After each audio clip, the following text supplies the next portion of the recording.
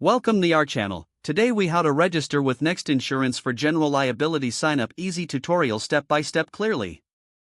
To begin, open your web browser and navigate to the Next Insurance website. Once the home page loads, locate the Get a Quote button, usually found prominently on the screen.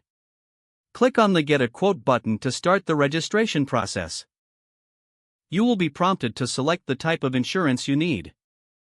For general liability insurance, choose the corresponding option. Next, fill out the initial questionnaire. Provide your business's name and describe your business activities. Select your location and enter any required details about your business size. After submitting the initial information, you may be asked about any past insurance claims. Answer these questions honestly to ensure accurate coverage options. Once you complete this section, click the Continue button to proceed. The next screen will display coverage options tailored to your business needs.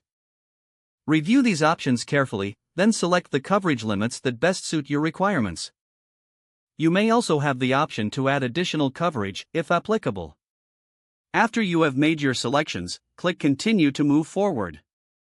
You will need to create an account to finalize your registration. Enter your email address and create a secure password. After submitting your information, check your email for a verification link. Follow the link in your email to verify your account.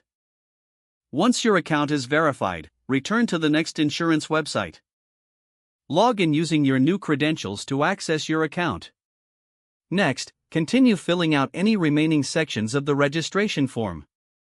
Double-check all information for accuracy before moving to the payment section. Select your preferred payment method and enter the necessary billing details.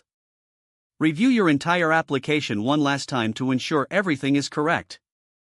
Finally, submit your application to complete the registration process. You will receive a confirmation email detailing your application status. If the page does not load, refresh the browser or try again in a private or incognito window. Don't forget to like this video and subscribe to our channel for more step-by-step tech guides.